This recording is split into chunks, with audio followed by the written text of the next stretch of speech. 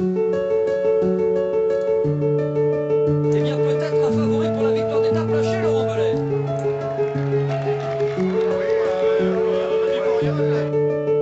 C'est gentil Thierry, pardon. Il fait pas de vélo le Thierry, hein, on voit bien. Il vient du foot le Thierry, on le voit bien, on le voit bien. Chute, chute, un coureur, Patrick. Un coureur est tombé dans le ravin, Patrick. Sur notre gauche, un coureur est tombé. Un coureur est tombé, il s'agit d'un coureur. Attendez, je vais regarder descendre devant le dos. Oui, je vais attendre. Je regarde bien Alex Soule.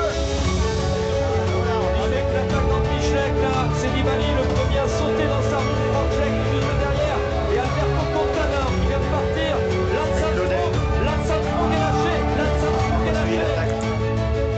Et il est littéralement appliqué, comme on dit, dans les milieux cyclistes, alors que tout le monde le passe. Bonsoir à tous et bienvenue pour cette nouvelle émission des commissaires de course, la sortie du dimanche. Alors c'est déjà, messieurs, l'avant-dernière émission de la saison, puisque tout va se clôturer dimanche prochain avec la fin de la Vuelta. Alors pour débriefer l'actu de cette semaine, ce soir, j'ai Théo. Bonsoir tout le monde. Et Greg. Salut tout le monde. Alors messieurs, pour commencer avec ce qui s'est passé durant ces dernières 48 heures, je vous propose d'aborder la montée de l'Angliru, qui est un des cols mythiques du cyclisme. Greg, une ascension qui a un peu accouché d'une souris finalement. Bah, ça fait partie, pour la Vuelta, je pense que c'est l'ascension qui depuis, ça va faire quoi, 15-20 ans maintenant Ça fait 20 ans, ouais. qu'elle est au programme et qui fait sensation par ses pourcentages à plus de 20%. Vous vous rappelez à l'époque c'était un événement, d'avoir autant de pourcentage sur un grand tour. Moi je m'en souviens, c'était l'événement. Encore aujourd'hui, il y a quand même des images assez terribles de voir l'allure des coureurs quasiment à l'arrêt. Et je pense qu'on n'a pas vu le groupe Eto arriver, mais ça devait être assez spectaculaire, assez dur pour eux les pauvres. Surtout qu'il n'y a pas les spectateurs aujourd'hui pour pousser. Donc c'est vrai qu'on attendait quelque chose et ma foi la bagarre il n'y en a pas eu vraiment. On a attendu quoi les 2 derniers kilomètres quand on a vu que Roglic commençait à donner des signes de faiblesse.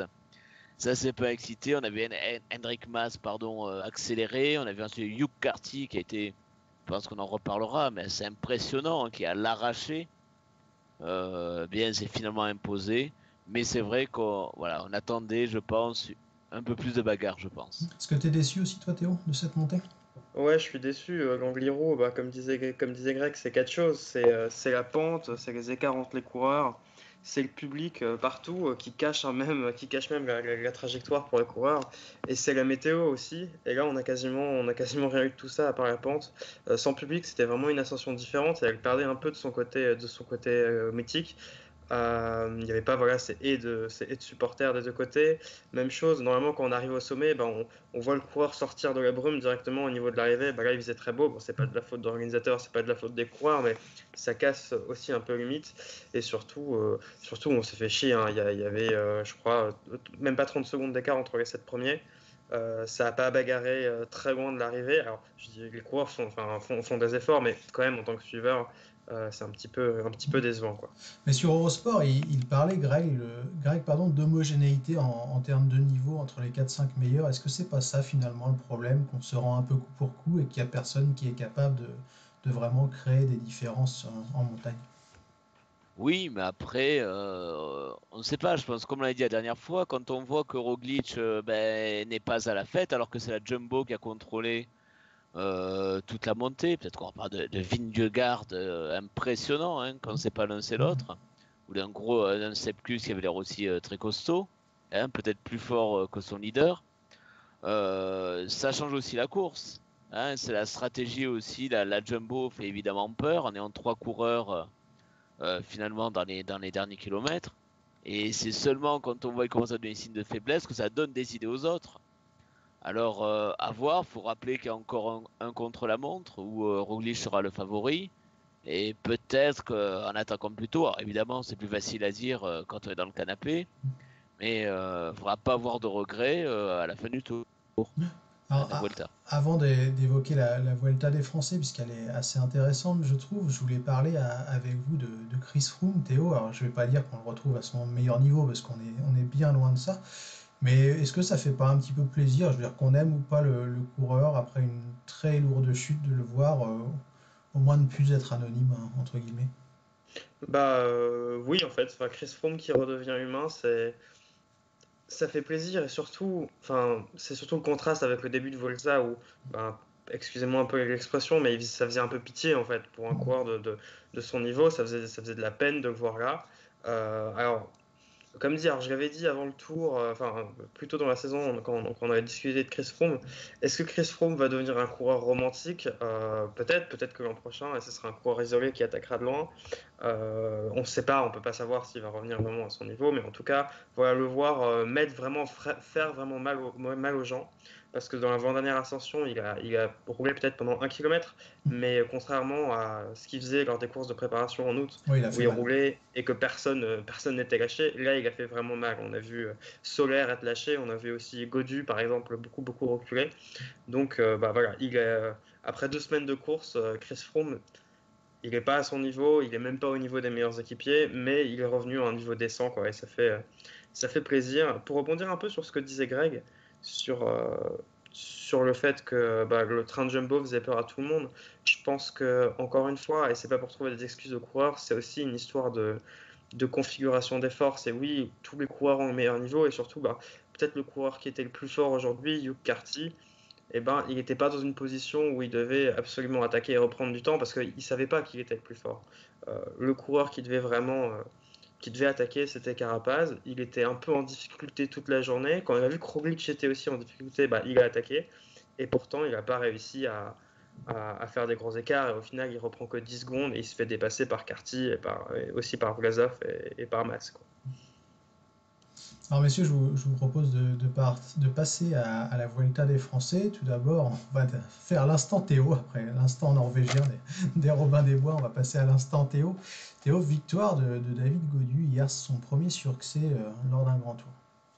Ouais, une victoire j'ai envie de dire en patron, parce qu'il est dans l'échappée, il a vraiment très bien géré.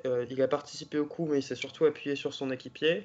On l'a vu et ça a été souligné par les commentateurs sur Eurosport, mettre à un moment donné où la victoire était vraiment pas sûre parce qu'ils avaient que 3 minutes d'attente, 3 minutes d'avance, qu'il restait encore une douzaine de kilomètres. Il a mis la pression au Sunweb pour qu'il roule aussi un peu. Au moment où Marc Soler part à 5 km de l'arrivée, il regarde un peu la force des autres avant lui-même d'y aller. Et il joue parfaitement avec Soler dans le final. Donc c'était vraiment une victoire d'un coureur qui vraiment mature.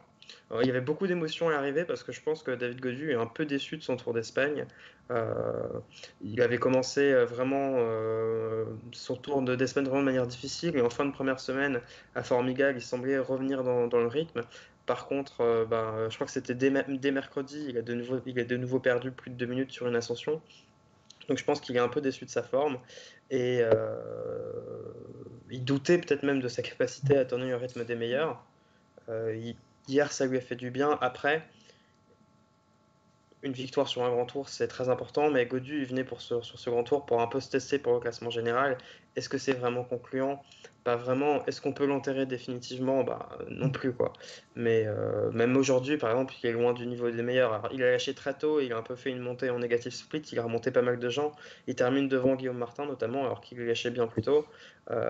Mais bon, David Gaudu, je sais pas pour vous, mais moi je l'attendais un peu plus haut quand même. Oui, moi je suis d'accord avec toi. Avant de passer la parole à Greg, pour moi, David Gaudu, c'est sans faire offense aux coureurs basses, mais c'est pas un Yann Izaguirre, dans le sens où, comme tu l'as dit, on attend plus qu'une victoire sur un grand tour en échappée, parce qu'on est un petit peu loin au classement général. Donc moi j'en espère plus aussi et je vais poser la question à Greg, d'ailleurs ça me fait penser à ça. On en parlera forcément lors des bilans, mais est-ce que tu penses pas, Greg, que ça sauve un peu la saison du bloc grimpeur de la Groupama FDJ, dans le sens où on a énormément vu Arnaud Desmarques qui a été fantastique toute la saison, surtout depuis la reprise, mais les grimpeurs avec Pinot, avec Gaudu ont été un petit peu moins à la fête chez Marc Madiot. C'est un peu ce que j'allais dire, hein, c'est que la team grimpeur était un peu, c'est un peu la soupe à la grimace avec le Tour de France, les chutes, pas tous les abandons, mais il y a eu Pinot était allé jusqu'au bout, mais c'était quand même évidemment c'était un tour décevant, un début de Vuelta qui était pas terrible. On a vu les fans de la FDJ au bord de la dépression, c'était la catastrophe et reprendre un peu d'espoir, puis à nouveau être déçu par Gaudu sur la Vuelta et enfin la victoire.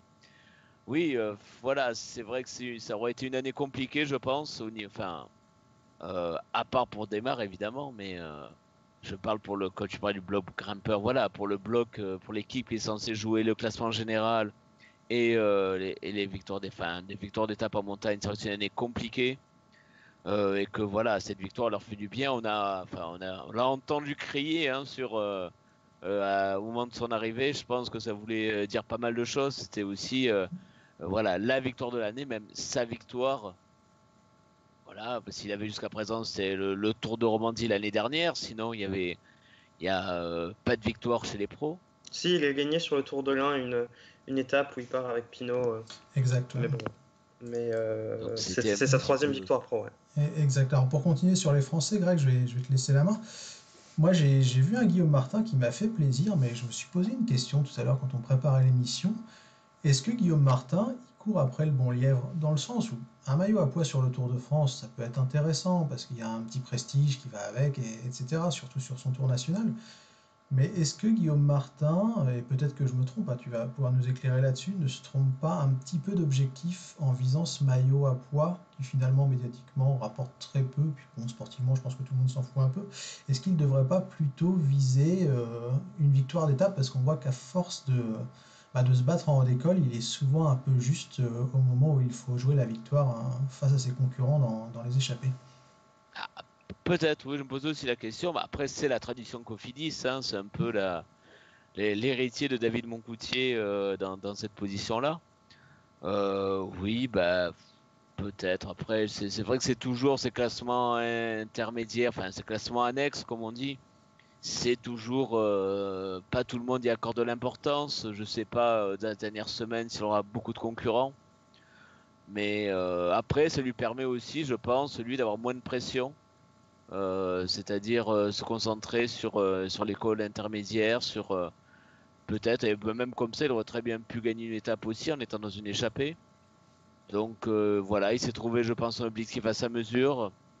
On peut toujours espérer mieux, c'est vrai, pour Guillaume Martin, après tout. Mais voilà, moi je suis toujours partagé, Parce un peu que, comme toi, sur les classements ouais, parce que intermédiaires, pour mais moi, après tout, pourquoi sans lui pas, faire quoi. offense, tu vois, c'est un peu comme David Godu. Guillaume Martin, c'est un vrai talent et bah, j'attends un petit peu plus en termes d'ambition peut-être Oui, mais enfin, qu'un lui, maillot là, à voilà, poids sur le sur tour, il la est peut-être Vuelta, plus quoi. en évidence, donc enfin, physiquement, moi, je pense pas qu'il aurait pu enchaîner en étant au top et jouer vraiment. C'est pour faire 7e ou 8e au général, est-ce que ça vaut le coup? Enfin, je sais pas. C'est possible. Bah, Après, il n'a pas de top 10 sur un grand tour. Je te passe la main, du coup, Théo. ouais, je suis d'accord. Greg, il aurait sûrement pas pu jouer le général, mais du coup, pourquoi ne pas jouer les étapes? Alors, on pourrait dire, bah si, il joue les étapes, il est dans les échappées, mais il est dans les échappées tous les jours.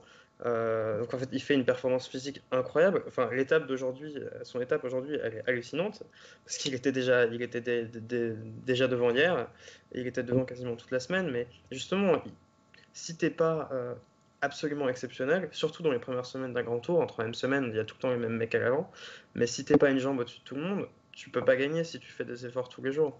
Et je trouve que c'est un peu dommage. Alors je dis pas qu'il court sans réfléchir, peut-être qu'il court un peu à l'instant libéré, mais c'est dommage qu'il n'ait pas lâché sur certaines étapes, comme a pu le faire Clément Champoussin par exemple, qui a, bah, sur certaines étapes, a terminé à 20 minutes et s'est donné à fond sur d'autres. Alors on le voit un peu moins en cette fin de deuxième semaine. Peut-être qu'il commence à encaisser le coup, il est vraiment jeune, mais il n'est pas à fond tous les jours. Et si tu joues pas le général, euh, je pense que c'est une meilleure stratégie, quoi, plutôt que de s'accrocher et de terminer. Même, je me rappelle d'une étape où il est pris dans un coup de bordure, Guillaume Martin, et il fait quand même la dernière montée à fond pour terminer à 6 minutes. Même Euh, aujourd'hui, tu sens qu'il n'a pas lâché, finalement. non, il n'a pas Aujourd'hui. lâché, il a continué à fond. Alors, il fait honneur à son maillot. Peut-être qu'il a envie de se dépasser aussi, qu'il a des objectifs perso. Mais bon, voilà, d'un point de vue stratégique, à mon avis, c'est pas la décision la plus adéquate. Ouais, parce que pour compléter là-dessus, j'y pensais tout à coup. L'année dernière, c'est Geoffrey Bouchard qui a fait un peu ce classement de la montagne, qui s'est dépouillé. Mais sans lui faire offense, hein, bien sûr, c'est pas du tout le but. Mais on attend plus d'un Geoffrey Bouchard, de coureurs un peu moins connus, qui ne valent pas un top 10 sur un grand tour, de faire ce genre d'effort et de se battre pour ses accessites, entre guillemets.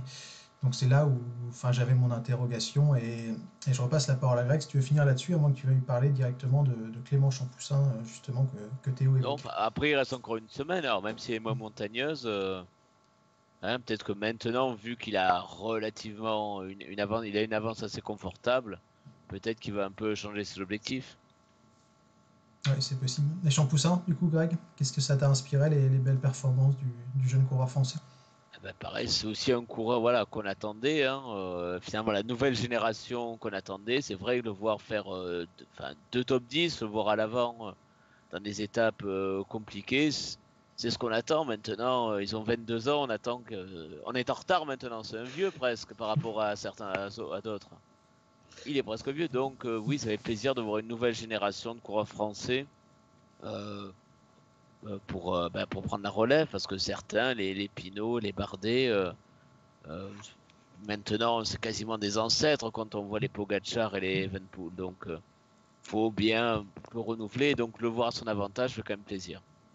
Oui, tout à fait. Comme on a vu, Aurélien Paré-Peintre, pas mal sur le Giro. Alors, messieurs, pour passer à la dernière partie de l'émission, je vais vous poser une question peut-être un peu provocatrice, surtout si on se rappelle de la jurisprudence Pogacar, mais est-ce qu'avec ce chrono là, de 30 bornes qui arrive mardi, Primoz Roglic, au final, il n'a pas déjà course gagnée, parce que par rapport à des Dan Martin, des Enric Mas ou des Carapaz, il risque de leur mettre un gros tir justement sur ce contre-la-montre.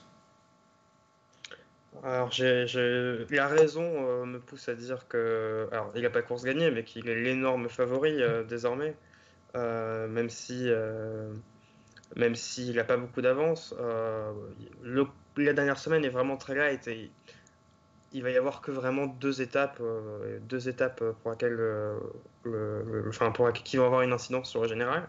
Il y a le chrono des mardis et la Covatia samedi. La Covatia, c'est une belle montée, mais il n'y aura pas de gros col avant. À mon avis, ce sera difficile de faire des gros écarts. En plus, Roglic, c'est pas un coureur qui explose, même quand il est moins bien comme aujourd'hui, il limite la casse. Alors, voilà, la raison pousse à dire que oui, la course gagnée. Après, on peut aussi penser, est-ce que Roglic, sur un chrono d'une trentaine de bornes qui termine par une montée abrupte, il a forcément toutes ses marques et il est forcément en confiance au départ du chrono? Bah, je sais pas. Mais bon, rationnellement, oui, c'est le coureur le mieux placé. C'est ton avis aussi, Greg, ce Oui, chrono d'autant plus plus que là, Covatia? justement, on termine pas. Enfin, moi je pense qu'il prendra du temps pour le contre-la-montre, mais ce sera compliqué quand même de l'inquiéter dans les étapes suivantes parce qu'il a son équipe avec lui. Et voilà, moi je pense que dans l'étape de la Covatia, même si les autres attaquent ou mettent le feu, il faudra vraiment que ça soit un gros bordel pour qu'il perde beaucoup de Oui, temps parce parce que il aura Kuss, il aura Gesink avec lui, donc ouais. je vois pas exploser sur la Covatia. Après, avec rien n'est impossible, mais avec une équipe si forte, je vois que ce sera compliqué de le mettre en défaut samedi. Clairement, parce que enfin, on va pas vous vendre un faux suspense. Je vous invite, on les a pas mis, mais je vous invite à aller voir les profils des étapes de mercredi, jeudi et vendredi. Mais c'est des étapes vraiment pour baroudeurs et je vois pas comme vous comment on pourrait mettre en difficulté un Primoz Roglic. Et du coup, la question qui se pose, pardon, si je résume un peu ce que vous dites, c'est que la Covatilla, Théo, n'est pas assez compliqué pour contrebalancer les effets positifs du chrono pour Primoz Roglic, c'est bien ça? Bah, connaissant le profil de Roglic, oui, j'ai l'impression. Alors, la Covatia, ça termine haut. C'est une montée qui est annoncée à un peu moins de 12 km à 7%, donc c'est quand même du sérieux. Mais par rapport à un chrono de 30 km, je pense que ça pèsera pas beaucoup dans la balance, surtout que bah, depuis le début de la Vuelta, Carapaz n'a pas montré qu'il était franchement supérieur à Roglic, même s'il est un peu meilleur. Après, la question qui se pose, c'est la question qu'on se pose depuis le Tour de l'Ain. Est-ce que Roglic n'était pas en forme trop tôt, entre guillemets? Est-ce qu'il va payer le fait que bah, il est sur la brèche depuis début août? Enfin, même depuis avant, parce il est en forme depuis les chronos nationaux, les championnats nationaux de Slovénie. Voilà, c'est un peu peut-être que Carapaz qui a fait une préparation. Bon, il a commencé tôt, hein, il était aussi. Sur C'était le le Tour Tour de de Pologne, France. il gagne. Non, Euh, il chute, il abandonne, je crois, il y a eu un souci. ouais, mais il gagne une victoire d'étape, Il gagne une donc étape, ouais. Il il était était quand même en censé faire forme. le Giro, mais du coup, il y a eu les défections de Thomas et de Froome, mais du coup, il se retrouve sur le Tour de France un peu par défaut. Et il tape un peu moins sur le tour, quoi. Donc Oui, peut-être qu'il tout a à fait. plus de réserves. Mais bon, après, Peut-être que Il ça se était serait limite déjà aujourd'hui manifesté quand même, hein. Il n'était Ouais. pas non plus impérial aujourd'hui. Ouais, Donc, comme le dit Greg, on n'a pas senti un Carapaz aérien. Alors messieurs, pour terminer les pronos, vous avez un peu dévoilé ce que vous pensiez. Greg, je vous demandais votre podium, qui vous voyez finalement du coup derrière Primoz Roglic à Madrid dimanche prochain. donc je vais dire Roglic, Carapaz et Enric Mas. Et toi Théo? Moi, ça va être un peu le prono du cœur, mais vu que Froome a eu son pardon, vu que Richie Porte a eu son podium, j'aimerais bien que Dan Martin ait son podium aussi avant de faire l'équipier pour Froome l'an prochain. Je pense qu'Henrik Mas est un peu loin et il est pas sensationnel en chrono. À part Roglic d'ailleurs, dans le top 10, il n'y a pas de coureurs qui sont vraiment à l'aise en contre-la-montre. Ah, l'année dernière, il fait quoi sur à Pau? Il est pas mal, non?